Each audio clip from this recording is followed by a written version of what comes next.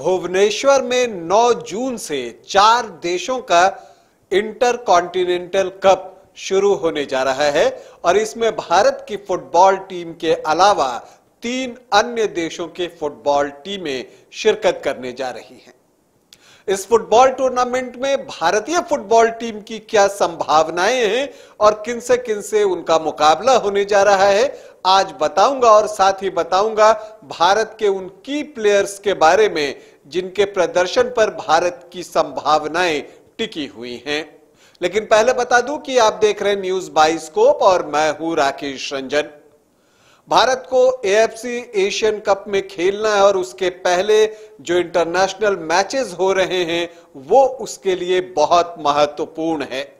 इसके अलावा अगर उसे अपनी फीफा रैंकिंग भी सुधारनी है तो इन मैचेस में, जो कि इंटरनेशनल मैचेस फीफा ब्रैकेट में होते हैं, उसमें जीत हासिल करनी है। और उस लिहाज से भुवनेश्वर में 9 जून से खेला जाने वाला inter continental football cup Bharat के लिहाज से बेहद महत्वपूर्ण है।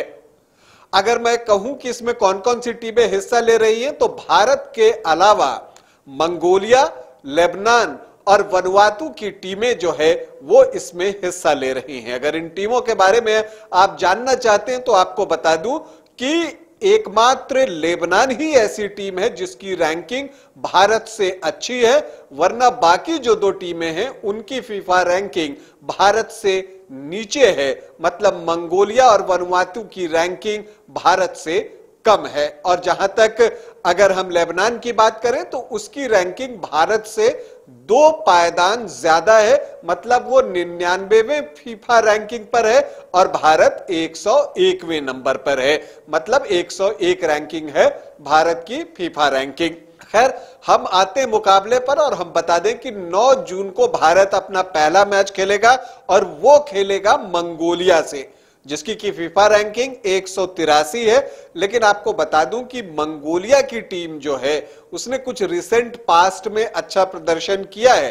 हालांकि जहां तक जीत का सवाल है तो पिछले 9 मैचों में उसे सिर्फ 2 में ही जीत मिली है, लेकिन रिसेंट पास्ट में उन्होंने मुकाबला किया है और फुटबॉल के मैदान पर उनका प्रदर्शन ठीक ठाक रहा है। लेकिन मुझे लगता है कि इसमें जो पलड़ा है वो भारत का भारी रहेगा इस मुकाबले में। और इसकी वजह एक और भी है, फुटबॉल के इतर अगर हम बात करें तो वो ये है कि जो मंगोलिया की जो राजधानी है उलान बतर, अगर हम उसकी बात करें तो उसे कोल्डेस्ट कैपिटल कहा जाता है। और उस ठंड में रहने वाले लोग जब यहां भुवनेश्वर की गर्मी में खेलेंगे तो उसके साथ एकोमोडेट करने में उन्हें परेशानी हो सकती है। तो अगर हम अगले मैच की ओर बढ़ते हैं, हम अगला मैच 12 जून को भारत खेलेगा और उसका मुकाबला होगा वनुआतू के साथ। और वनुआतू के बारे में आपको बता दूं कि ये आइलैंड नेशन है, पॉपुलेशन बहुत कम है, 3 लाख के आसपास, लेकिन फुटबॉल वहां बहुत लोकप्रिय है। लेकिन इस मैच में भी भारत का पलड़ा जो है वो भारी दिखता है। लेकिन जो असली मुकाबला है भारत का वो 15 जून को होगा और जब लेबनान की टीम उसके सामने होगी, क्योंकि भारत और लेबनान की टीमें अब तक 7 मुकाबले खेल चुकी है और ये 8वीं भिड़ंत होने जा रही है इस 15 जून को। तो जो 7 मुकाबले भारतीय टीम खेली है उसमें सिर्फ 1 में उसे जीत मिली है लेबनान के खिलाफ, और वो भी बहुत पहले 1977 की बात है जब भारतीय फुटबॉल टीम ने 4-2 से जीत दर्ज की थी लेबनान के खिलाफ। अगर हम रिकॉर्ड्स की बात करें तो 1 जीत है भारत के नाम, 2 ड्रॉ है और इसके अलावा 4 मैच में लेबनान की टीम ने भारत को पराजित किया है।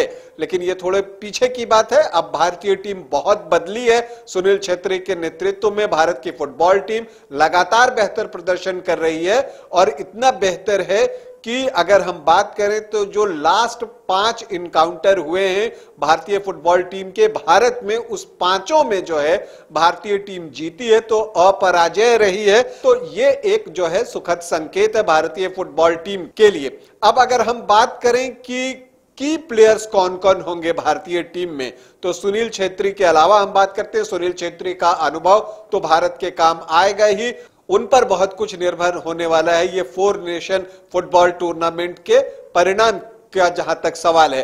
अब अगर हम बात करें कि और कौन कौन से खिलाड़ी हैं भारत के जिन पर की हमारी नजरें होंगी, उसमें जैक्सन सिंह हैं। जैक्सन सिंह के बारे में आपको बता दूं कि जैक्सन सिंह वो खिलाड़ी हैं जिन्होंने फीफा विश्व कप में भारत के लिए गोल किया है।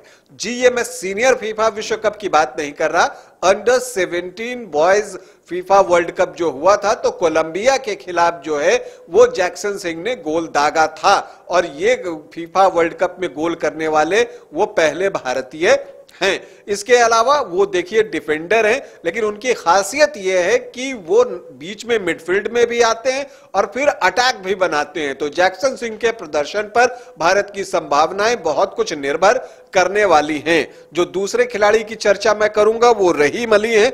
अब चूंकि मनवीर सिंह यहां नहीं खेल रहे हैं तो रहीम अली पर जिम्मेदारी बड़ी है और उन्हें अपने आप को प्रूव करना है, उन्हें यह बताना है कि वो भारत के लिए गोल कर सकते हैं। इसके अलावा जब मैं तीसरे खिलाड़ी की एक और बात कर रहा हूं तो वो नोरेम महेश सिंह हैं, जो कि विंगर हैं, लेफ्ट विंग से वो खेलते हैं और मूव बनाने की जिम्मेदारी उनकी होगी और उनका हालिया प्रदर्शन बेहतरीन रहा है, तो हम उम्मीद करते हैं कि नोरेम महेश सिंह अच्छा प्रदर्शन करेंगे।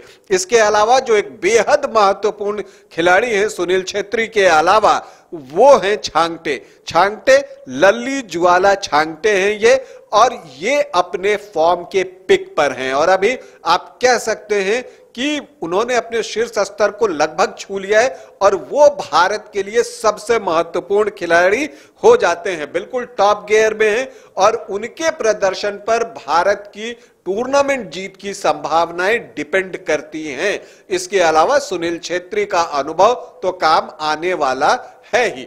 तो ये 5 खिलाड़ियों की चर्चा मैंने की। इसके अलावा अगर अन्य खिलाड़ी सहयोग देते हैं तो आप मान कर चलिए कि ये जो 4 देशों का इंटर कॉन्टिनेंटल फुटबॉल कप का आयोजन भुवनेश्वर में होने जा रहा है, उसका खिताब भारत के नाम हो सकता है।